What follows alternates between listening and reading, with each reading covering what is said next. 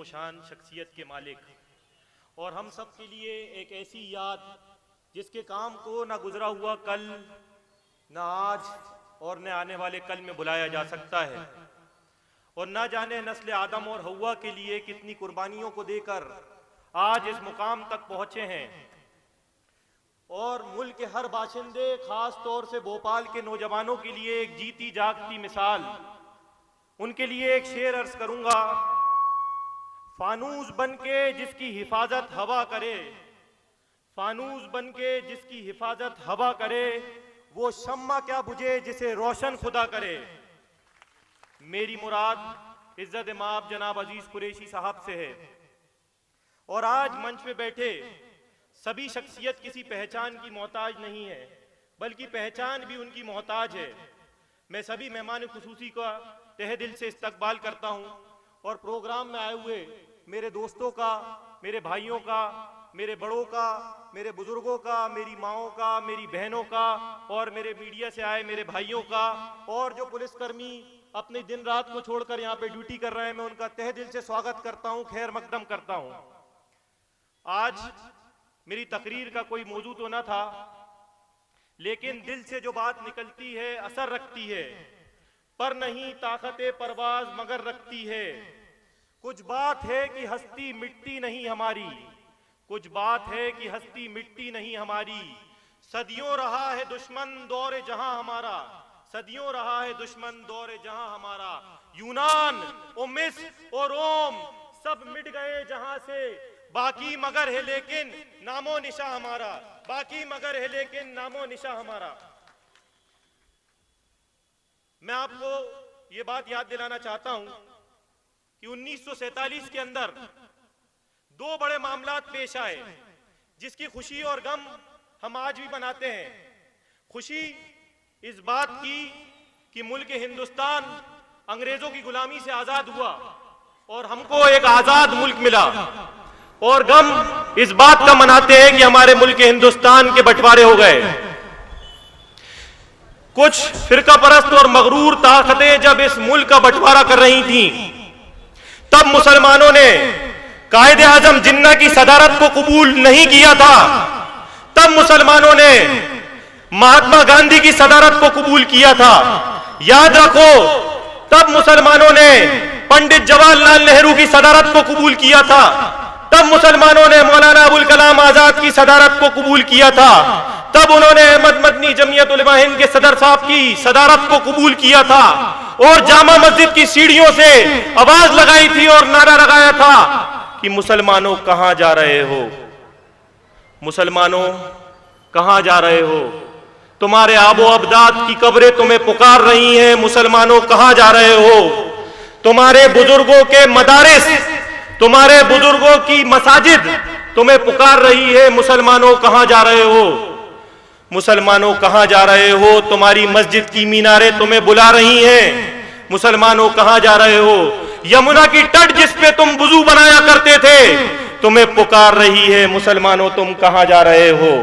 तब मुसलमानों ने इस बात का फैसला लिया और अज़्म किया कि हम इन मगरूर और फिरका परस्त ताकतें जो इस मुल्क को बांटने का काम कर रही हैं, हम हरगिज इनका साथ नहीं देंगे, हम हरगिज इनका साथ नहीं देंगे। लेकिन बड़ा अफसोस है कि मुसलमानों, तुम आज जहां जाते हो तुम्हें गद्दार के नाम से बुलाया जाता है। तालीम के मंदिरों में तुम्हारे नाम के आगे गद्दार लगाया जाता है। लेकिन यह बात मैं बता दूं कि अशफाक उल्लाह ने फांसी के फंदे पे चढ़कर यह साबित कर दिया, मुसलमानों तुम गद्दार नहीं हो। मोहम्मद अली जौहर ने तालीम के शोबे में एक जबरदस्त मिसाल कायम करके यह साबित कर दिया, मुसलमानों तुम गद्दार नहीं हो। मौलाना अबुल कलाम आजाद ने जो पहले शिक्षा मंत्री बने हिंदुस्तान के, उन्होंने यह साबित कर दिया, मुसलमानों तुम गद्दार नहीं हो। Doctor APJ Abul Kalam Azad missile man of India जो हिंदुस्तान के राष्ट्रपति बने, उन्होंने इस बात को साबित कर दिया, मुसलमानों तुम गद्दार नहीं हो।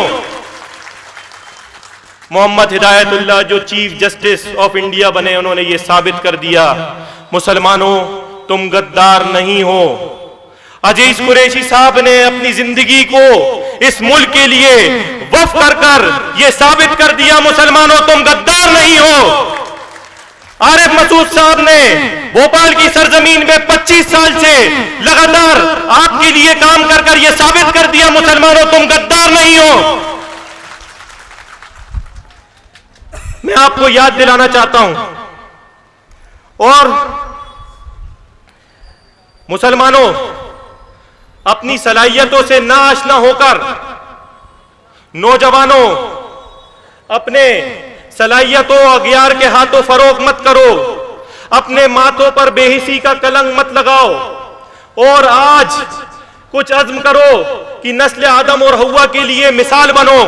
आज इकबाल मैदान की शाहीन नौजवानों को पुकार रही है, आज इकबाल मैदान की शाहीन कह रही है, नौजवानों शाहीन हो तुम, परवाज़ काम तेरा, उठ कर बसेरा पहाड़ों में और कर बसेरा आसमानों में।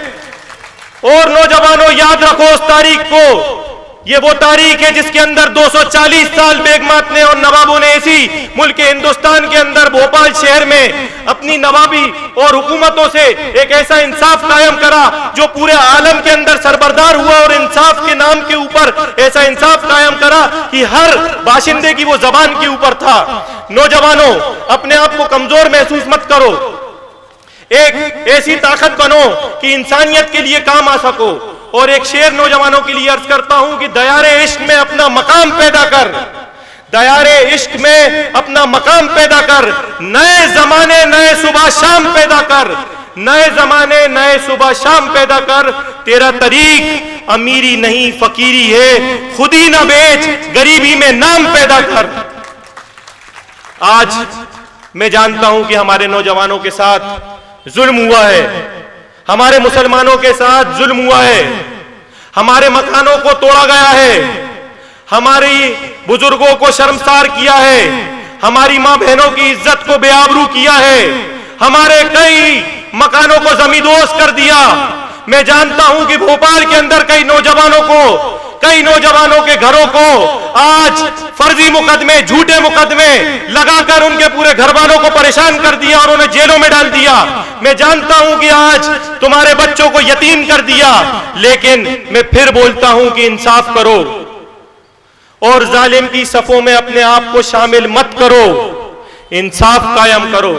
और अगर तुम इंसाफ नहीं करोगे तो फिर वो आसमान वाला इंसाफ करेगा, और तब वो इंसाफ करेगा तो तुम नहीं बच सकोगे। और आसमान वाला जब इंसाफ करेगा तो जमीन फट जाएगी, आसमान से आग बरसेगी, और जालिम को उसके जुल्म का एक एक जुल्म का बदला चुकाना पड़ेगा। और मेरे भाइयों मैं आपको ये बता दूं, इंसाफ किसी रंग नस्ल जात का मोहताज नहीं है, किसी धर्म का मोहताज नहीं है। इंसाफ होता है, मुसलमानों के लिए किया गया इंसाफ होता है, हिंदू के साथ किया गया इंसाफ होता है, ईसाई के साथ किया गया इंसाफ होता है, और किसी भी मजहब, किसी भी रंग, किसी की नस्ल, किसी की जात के लिए इंसाफ होता है।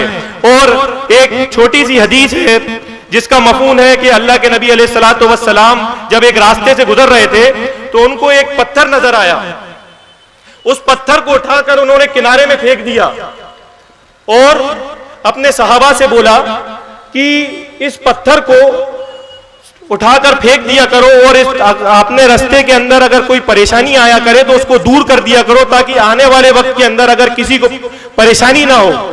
तब कई साल बाद जब एक यहूदी का काफिला उस रास्ते पे गुजरा और उस रास्ते पे एक पत्थर को देखा तो उसने कहा शायद यहां से मुसलमान नहीं गुजरा, शायद इस रास्ते से मुसलमान नहीं गुजरा। तो ये किरदार था, ये दीन था, ये हमारे नबी की उम्मत थी, ये सहाबा की हमारी मेहनत थी। मुसलमानों इसको जाया मत होने दो।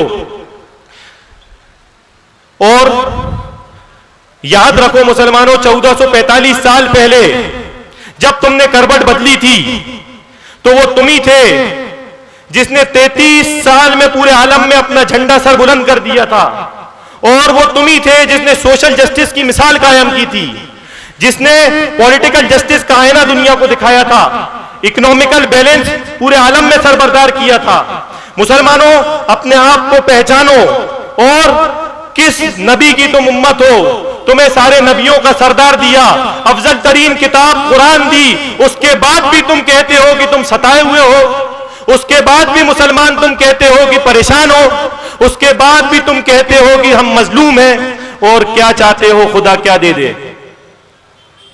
अपनी गफलत से बाहर आओ, होश में आओ और याद रखो मुसलमानों, जिंदा कौम तदबीर इख्तियार करती है, जिंदा कौम तदबीर इख्तियार करती है और मुर्दा कौमें सिर्फ शिकायत किया करती हैं, मुर्दा कौमें सिर्फ शिकायत किया करती हैं। हिंदुस्तानी मुसलमानों का ना कल आप मायूस थे और ना आप आज मायूस थे।